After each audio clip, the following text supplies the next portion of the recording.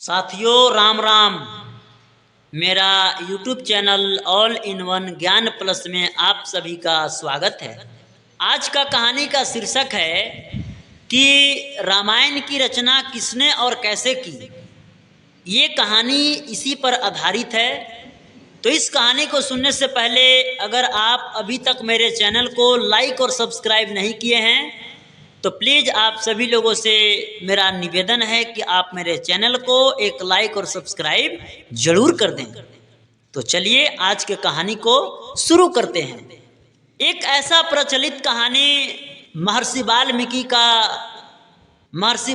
का मूल नाम रत्नाकर था और उनके पिता ब्रह्मा जी के मानस पुत्र प्रचेता थे। एक भिलनी ने बचपन में ही रत्नाकर यानी महर्षि वाल्मीकि का अपहरण कर लिया था। भिलनी यानी जो जंगलों में रहते हैं, झुग्गी झोपड़ी बना करके जो यहाँ वहाँ लोग रहते हैं, लोगों को छीनते हैं, लूटते हैं, उसी से वो अपना गुजारा करते हैं। तो बचपन में ही भिलनी ने रत्नाकर को अपहरण कर लिया था। अब रत्नाकर बचपन से ही भिलनी वाले माहौल में पले, धीरे धीरे बड़े हुए। तो जैसा वो लोग करता था वैसा ये भी सीख लिए, क्योंकि जैसा संगत में आप रहेंगे वैसा ही सीखेंगे। और कहा भी गया है कि संगत से गुण आता है और संगत से ही गुण जाता है। तो वो लोगों का पेशा था छीनना, लूटना, मारना, उसी से खाना पीना, अपने आप को परवरिश करना। और जब ये बड़े हुए तो बड़े होने के बाद ये भी जंगलों में आने वाले जाने वाले लोगों को लूटते थे, छीनते थे, मारते थे और अपने आप को बहुत बहादुर समझते थे कि हम बहादुर हैं। एक दिन क्या हुआ, उसी जंगल के रास्ते से नारद मुनि आ रहे थे और जब इन्होंने नारद मुनि को देखा तो रत्नाकर डाकू ने नारद मुनि को पकड़ लिया। अब उनके पास तो एक सारंगी के अलावा नारद जी के पास कुछ ऐसा था ही नहीं जिसको ये छीन सके, लूट सके। अब ये बोलने लगा कि जब तक तुम मुझे कुछ दोगे नहीं तब तक हम तुमको छोड़ेंगे नहीं। नारद मुनि बोले कि सबसे पहले तुम मुझे एक बात बताओ कि ये जो तुम पाप कर रहे हो, लोगों के मारना, पीटना, लूटना, छीनना, ये जो अत्याचार तुम लोगों के साथ कर रहे हो, जो पाप कर रहे हो और जिस परिवार के लिए तुम कर रहे हो, क्या इस पाप के भागीदार वो तुम्हारे परिवार वाले होंगे? रत्नाकर डाकू जोर जोर से हंसने लगा और बोला कि क्यों नहीं होंगे, मैं उन्हीं लोगों के लिए तुम ये सब कुछ करता हूँ। नारद मुनि बोलते हैं कि ऐसा करो कि तुम सबसे पहले अपने घर जाओ और घर वालों से, परिवार वालों से पूछ करके आओ कि जो तुम पाप करते हो क्या उस पाप में वो लोग तेरा भागीदार बनेंगे या नहीं बनेंगे। अब रत्नाकर डाकू कहता है कि अच्छा, आप अपना चालाकी दिखा रहे हैं, हम घर जाएंगे पूछने के लिए तो आप भाग नहीं जाओगे। अब नारद मुनि बोलते हैं कि ऐसा करो कि तुम मुझे इस पेड़ में बांध दो। और रत्नाकर डाकू ने नारद जी को एक पेड़ में रस्सी से बांध दिया और अपने घर गया।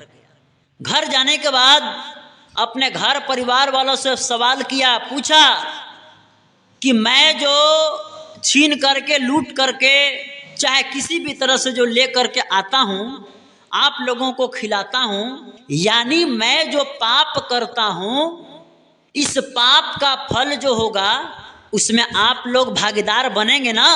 अब सब लोग एक ही बात कहता है कि तुम कहाँ से लाते हो, नहीं लाते हो, क्या करते हो, नहीं करते हो, उससे हम लोगों को क्या मतलब। तुम जो करते हो तुम जानो, तुम पाप करोगे तो उस पाप में हम लोग भागीदार क्यों बनेंगे। सभी लोगों ने इसी तरह से मना कर दिया। मित्रों, इस बात को सुन करके रत्नाकर डाकू की दिमाग खुली। उसको अब समझ में आया कि वाकई में हम पाप कर रहे हैं। और उसने गिरते पड़ते दौड़ते हुए नारद जी के पास गया, उनके जाकर के चरणों में, कदमों में गिर गया और बोला कि प्रभु, हमसे तो बहुत बड़ा अत्याचार, अन्याय, पाप हो गया। अब आप ही बताइए इन सारे के सारे पाप का मैं प्रायश्चित कैसे करूं? और तब नारद जी ने राम नाम का मूल मंत्र दिया कि राम का नाम तुम स्मरण करो, यही तुम्हारे पापों से मुक्ति दिला सकता है।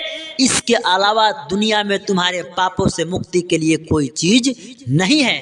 साथियों, वो डाकू रत्नाकर इतना पाप कर चुका था, इतना पाप कर चुका था कि उसके जुबान से राम का नाम शब्द भी नहीं निकल रहा था।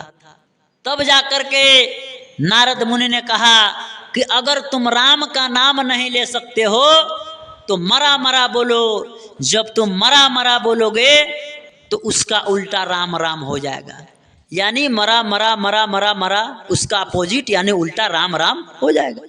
साथियों, वो रत्नाकर डाकू इस राम नाम के मूल मंत्र को बोलते बोलते राम में ऐसा रम गया कि तपस्या में कब लीन हो गया और उसको पता भी नहीं चला।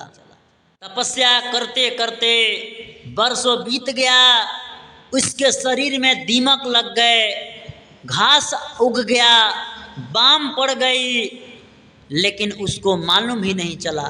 और फिर इनका तपस्या से प्रसन्न होकर के ब्रह्मा जी ने दर्शन दिया और इनके शरीर पर लगे दीमक बामी को देख करके वाल्मीकि का नाम दिया और इसी नाम से वो प्रसिद्ध हुए। ब्रह्मा जी ने इनको रामायण की रचना करने के लिए प्रेरणा दी, लेकिन रत्नाकर को यह बात पता ही नहीं था कि वह किस तरह से रामायण की रचना करेंगे। एक दिन वो सुबह सुबह नदी किनारे नदी तट पे टहल रहे थे तो उन्होंने क्रौंच पक्षियों के जोड़े को प्रेम प्रणय करते देखा और उसी समय एक शिकारी ने उस क्रौंच पक्षी की नर को अपने तीर से मार दिया। इस घटना को देख करके महर्षि वाल्मीकि इतने दुखी हुए कि उनके मुंह से सहसा एक श्राप निकल गया। मां निषाद प्रतिष्ठाम त्वमगमं शाश्वती क्षमा यत क्रौंच मिथुनादिकम अवधि काम मोहितम। यानी इसका अर्थ हुआ कि जिस दुष्ट शिकारी ने प्रेम में लिप्त पक्षी का वध किया है उसे कभी चैन नहीं मिलेगा। श्राप देने के बाद महर्षि वाल्मीकि सोच में पड़ गए कि मेरे मुंह से यह क्या निकल गया। वो चिंतित हो गए और उसी समय नारद मुनि प्रकट हुए और उन्होंने कहा कि यही आपका पहला श्लोक है जिससे आप रामायण की रचना करेंगे। और महर्षि वाल्मीकि ने रामायण की रचना की। अब रचना कैसे की, उस कहानी को देखने के लिए, समझने के लिए इसके दूसरे भाग को आप जरूर देखें, जो आपको इस वीडियो के डिस्क्रिप्शन और स्क्रीन पे आई बटन में मिल जाएगा, जहां से आप इसके दूसरे भाग को देख सकते हैं। साथ ही साथ मित्रों, अगर अभी तक आप मेरे चैनल को लाइक और सब्सक्राइब नहीं किए हैं तो प्लीज़ आप सभी लोगों से हाथ जोड़ कर मैं प्रार्थना करता हूं कि आप मेरे चैनल को लाइक, सब्सक्राइब और शेयर ज़रूर कर दें, ताकि इसी तरह की ज्ञान की कहानियाँ मैं आपके बीच में लाता रहूँगा और आपकी ज्ञान को मैं बढ़ाता रहूँगा। बाकी आज के लिए इतना ही, धन्यवाद।